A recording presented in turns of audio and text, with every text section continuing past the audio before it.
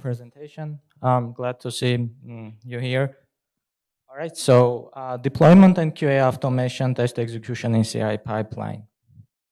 So here is our agenda.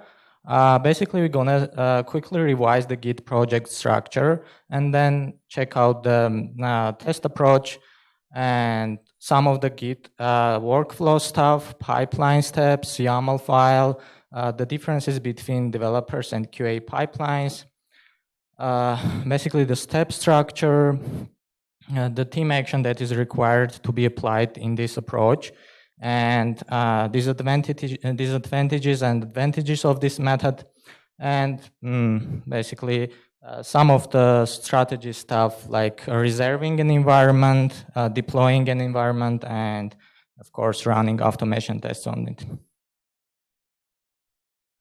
Okay, so just to quickly revise the Git project structure, obviously we have a couple of repositories there. First is a backend repository, and then we've got here a front-end repository, QA repository, etc. And each of these repository have their own branches, like master, and then some other branches which can be named with story or epic. Jira ID, and then we have commits that belong to each branch. So here we have commit hashes, and we are going to call this commit versions. This is basically the commit history. All right, so let's jump into the traditional way of testing. Many of you know that usually developers taking one branch for development purpose and keep pushing their code into this branch, and this can be either master branch or this can be a development branch, and whatever they are doing, they are just building a QA environment on this branch and providing this to the QA people, and QAs are starting the manual test and then like automation test, and probably also running some regression tests on it. So this is the traditional way. There is also some cases when developers are having some important changes that assuming that this can affect to the testing environment.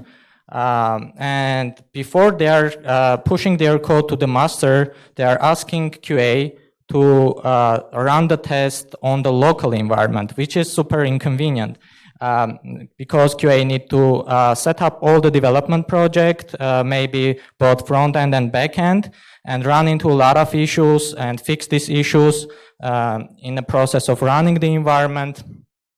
And there is the third way when sometimes developers are telling like, we can build an environment for you with this branch code. Let's first test it, make sure it's working, and then we will take this to the master. And all of this are requiring a lot of manual actions. In this approach, we are able to automate all of this process and provide early stage testing on front and back end branches prior it goes to the master. But with the difference that in this case, we are going to build the whole environment automatically on the PR branches. So what does it mean? So when developers are ready to push the code to the master branch, they are opening the pull request, which means more or less they finalize their code and they are ready to go with to the master. Of course, after opening the pull request, there are other developers who are reviewing the pull request and maybe requesting some additional changes.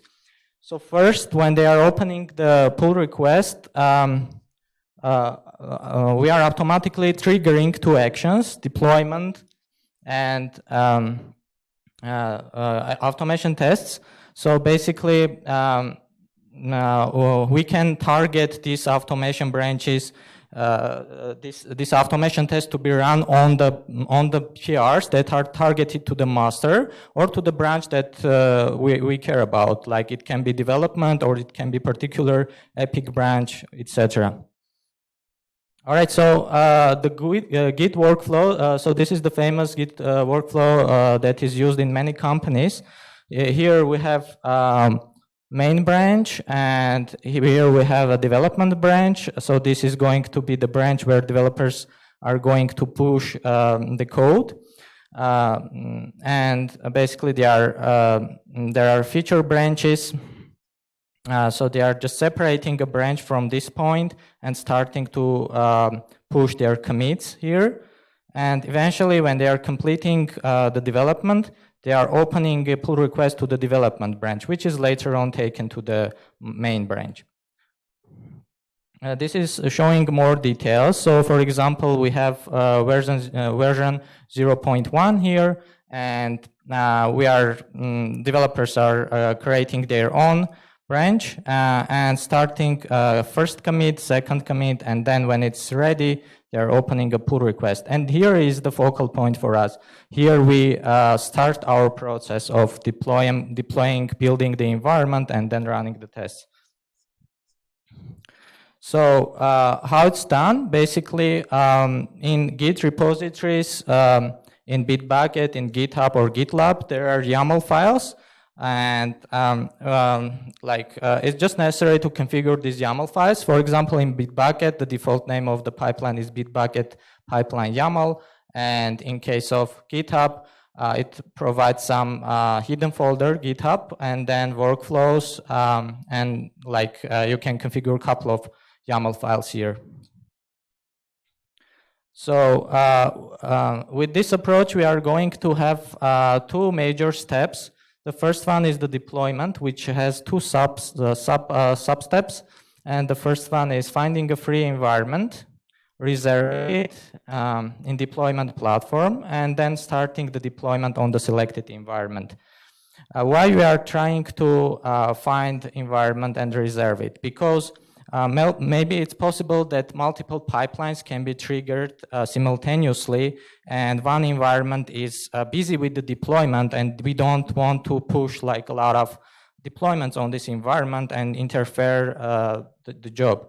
So in this way, first thing to ask to the DevOps or developers is to create a couple of environments for this process, for the QAs, and to have this set of environments, and then create some load balancing between them. And eventually, the last step is running our smoke test on deployed environment. And why smoke test? Because we don't want to have a heavy exhaustive testing on this stage. Because it's also, we care here also about the time.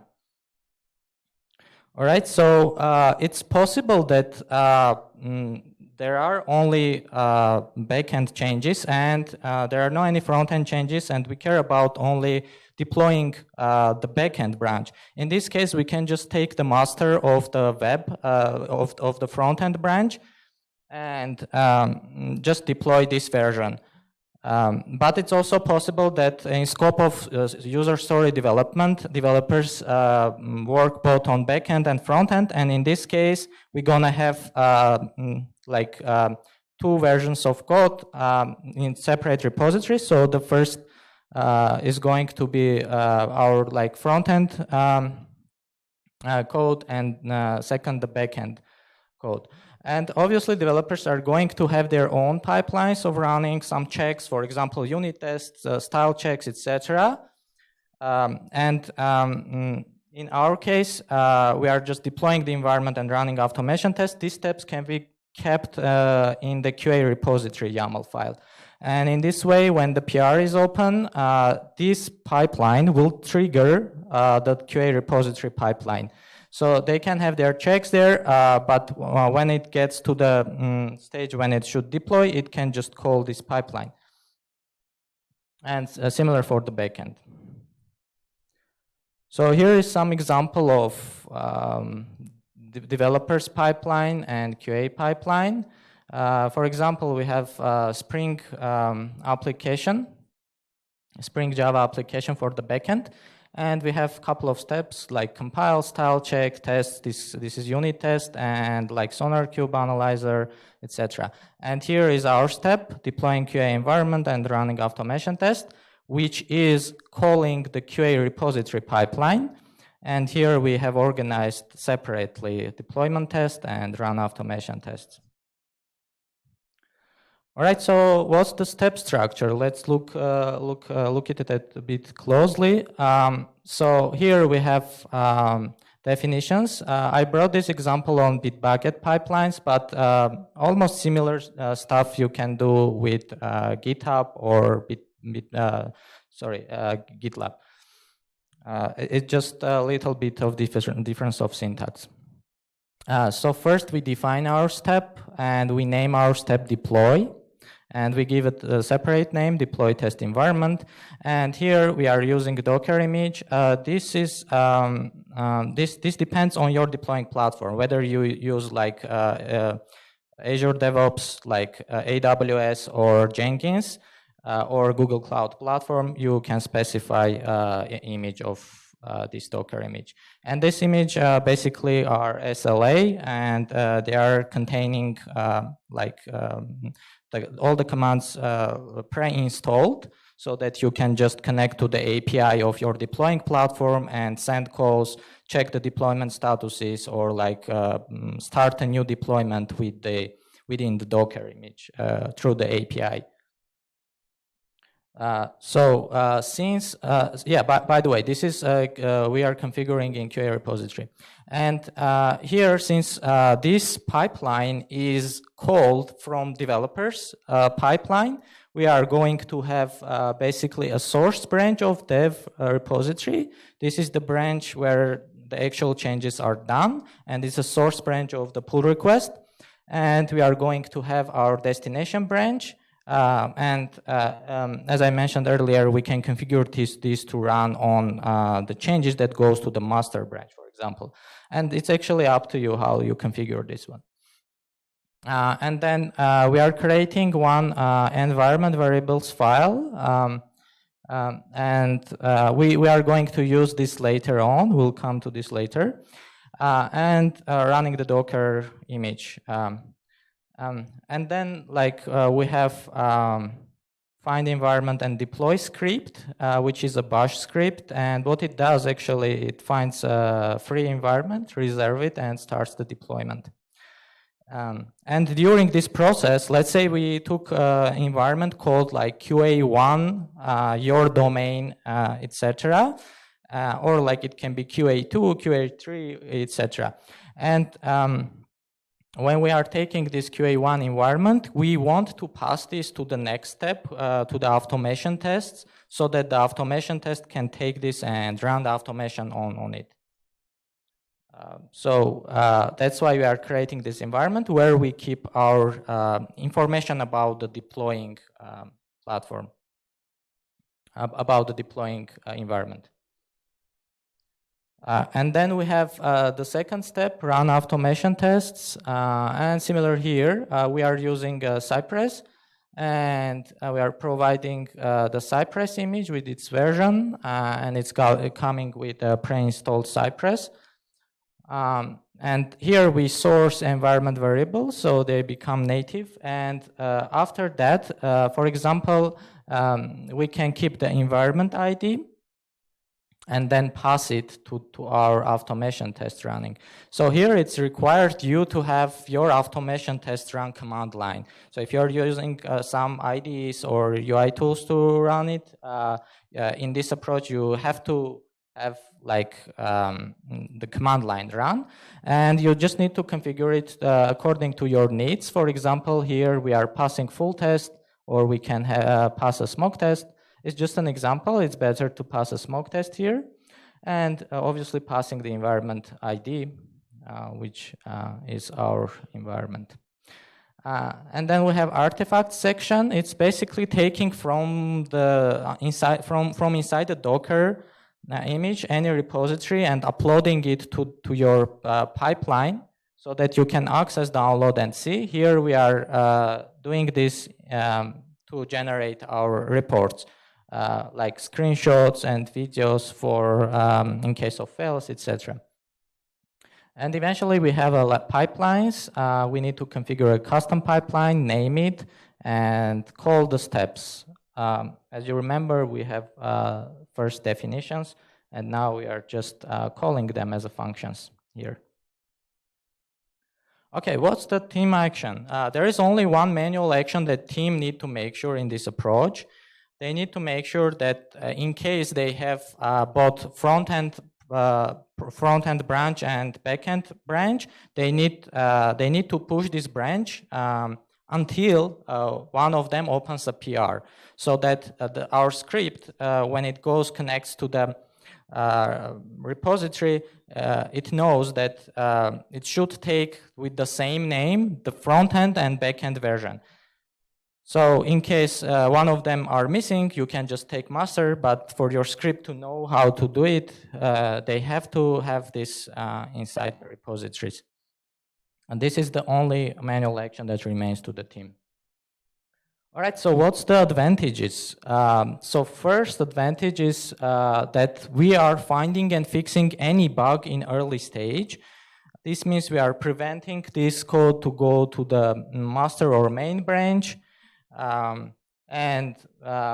In this way, also, we are keeping our automation test up to date regularly. For example, if your automation test fails because the developer updated the UI functionality or backend functionality, and you need to align your test, update your test to align with this, we are doing this in this stage. And in this way, our automation tests never get old. What are the disadvantages? Well, there are like two major disadvantages. The merge process to the master gets slow. And why it gets slow? Because first, the pipeline run is increased. You are now running deployment and automation suite. Then, in case of fails, there is a need of debug to understand the reason. Because, so there can be a bug. For example, there can be a need to update the test case. And why to update the test case? Because there are basically two cases. Like first, you need to align your test with new changes. And second one, your test is flaky. And your test is flaky means it's like unstable test. And in the beginning, this may happen to you. And in this way, you are going to update your test, but later on, you will not see this. So if you can make it stable enough, you'll not deal with this case at all. All right, so yeah, and basically the second disadvantage is that automation test maintenance becomes an ad hoc task. And usually when developers are opening the PR, they want to deliver the task, and in case it fails and you need to update the test case for some reason, you need to do it right away so you don't stop developer to deliver its code. All right, so let's look at some load balancing example when reserving the environment. So first thing first, we need to authenticate to the deploying platform. It can be Jenkins, GCP, or etc. As I mentioned, we are here using like a Docker image, and inside the Docker, we need to tell that we are the one who have the access for the API commands. And then we are just looking for a free environment. And basically, when the environment is free, that's it. We can just start the deployment. But there are going to be some cases when the environment is busy with another deployment. And first thing, of course, we can go to the next environment. But first thing, we can check what's the deploying branch. So maybe the deploying branch matches with the one that we want to deploy. This means, like, for example, developer opened the PR. And his pipeline has started and deploying this branch, and then he push a new commit based on some new fixes. Maybe he noticed a error in the code and he fixed this, or he pushes a new commit version because somebody left a review for this. And in this case, we are just killing the ongoing deployment and starting a new one. Why? Because if we leave this potential error goes to the deploying environment, then we're gonna run our automation test and get like a false result. That's why we are just killing it.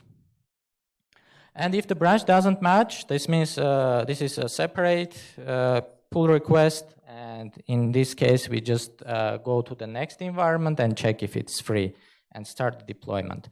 There's also possibility that because your environments are going to be limited, it's possible that like there are a lot of requests and your all of your environments are busy. In this case, a possible solution to increase the number of your environments, for example, QA1, QA2, and then etc. Or create the environment on the fly. Yeah, so how deployment script works. Basically, first thing, it checks the latest deployed version. Let's say, okay, we found a free environment and we are deploying the environment, but we have a case when it's already deployed. We don't need to redeploy the stuff if it's already there. So this is possible when we have, for example, master deployed on the branch and somebody is running a manual pipeline, and it's just rewriting the same. So to avoid this rewriting, we just check by commit hash version on the environment and skip the deployment if it's already there. Yeah, basically then it's starting the deployment and waiting for success or error status from the deploying platform to decide whether to pass or fail our pipeline step. And then we are starting our automation test execution. For this, as I mentioned, we need to configure a command line to accept environment info, for example, at least URL, or like ID if you have additional configuration. And to run this, we are configuring a separate pipeline step. And then we pass selected environment info from previous step to determine which environment was selected for deployment, and then starting automation test on the selected environment.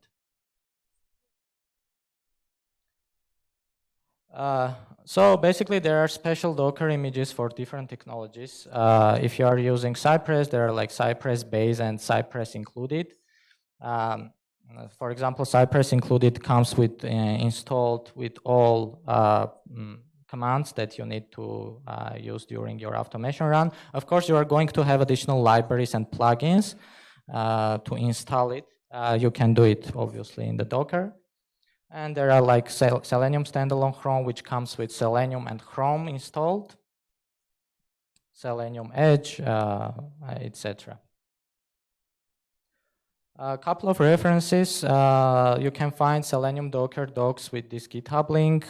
For Cypress, there is a detailed documentation and Docker images, again, included in the GitHub repository. And this is the official website for Docker images. That's it. Thank you.